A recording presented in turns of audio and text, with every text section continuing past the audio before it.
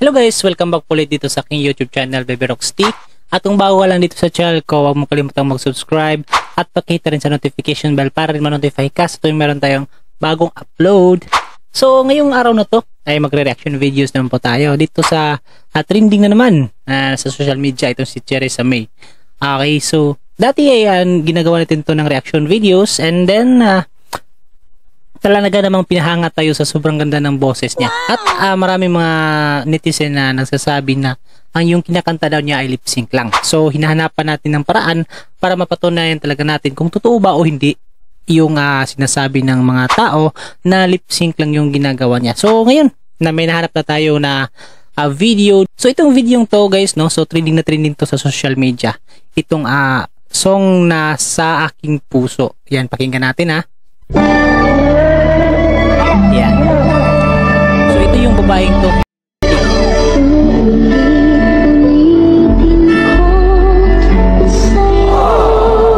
Diba? Kahit na sino naman guys, no, yung makakarinig ng boses na ganun, ay mapapamangha talaga o mapapahanga talaga sa ganda ng boses nitong babaeng to.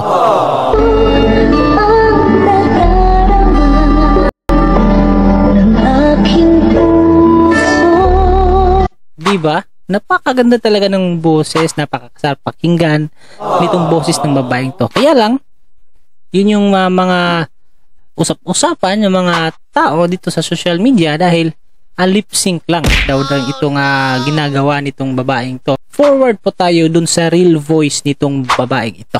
So dito guys, so makikita na po natin yung totoong boses talaga nito ni Cherissa May. So dito mamamangha ka talaga sa kanyang boses kung ano talaga yung tunay niya na boses. Diba? Makikita mo, diba? So, napakasarap na pakinggan, diba? At dito pala guys, no, yung kinakanta niya dito is kahit maputi na ang buhok ko. So ito siya, yung nasa kaliwa at sa kanan, ito siya talaga to. Okay, 100% siya to. Then, yun, pakinggan natin yung kanyang boses, yung original na boses ni Cherissa May dito.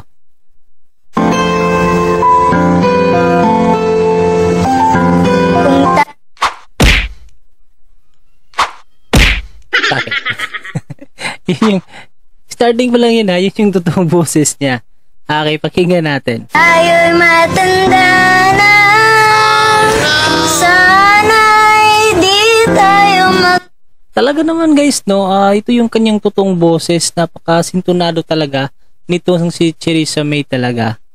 Yun, di ba? So marami talagang mga fans niya siguro na nadidismaya dahil ay doon sa lip sync niya, iniidolo siya. Kahit na ako guys, una kong nakita yung video niya, ay talagang humahanga talaga ako.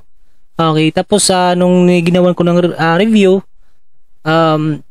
napapansin ko na may mali talaga, parang lip sync talaga. So kaya humahanap ako ng paraan para mapatunayan talaga na kung ano yung tunay na boses nitong babaeng to. Okay, so ito na siya. bago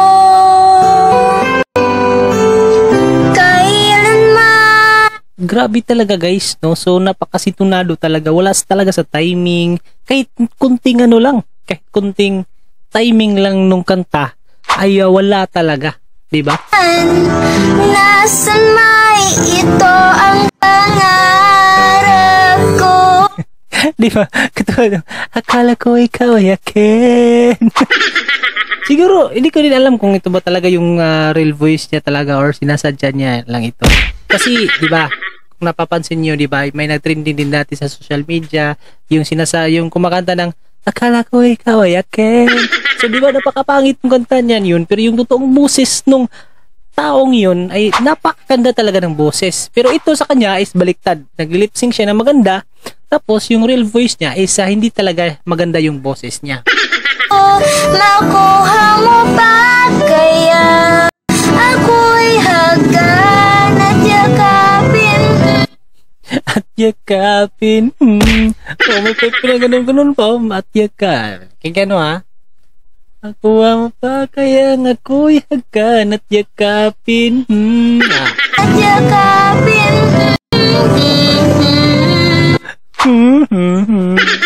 Diba? Hanggang pagtanda natin. Talagang sobrang sintonado talaga siya, guys. Pero wala namang masama doon kung sintonado yung boses mo. Wala namang masama doon. Ang atin lang naman ay mapatunayan natin kung ano talaga yung tunay na boses nitong babaeng to, nitong si Cherissa May, di ba? Nagtanong lang sa'yo, ako ba kaya ibigin mo? Grabe, no? Wala talaga siya sa lyrics, guys. Siguro umidulo siya sa mga sikat talaga ng singer. Yun lang yung sa akin yan. Yun lang yung sa akin. Marami namang gumagawa ng mga lip sync na kanta. Ganon. Kaya walang masama doon kung gumagawa siya ng lip sync, nagtitrending ng yung video na niya, may mga humahanga, may mga nanglalait, ganon. Walang masama doon kung yung tunay na boses mo ay pangit. Di ba?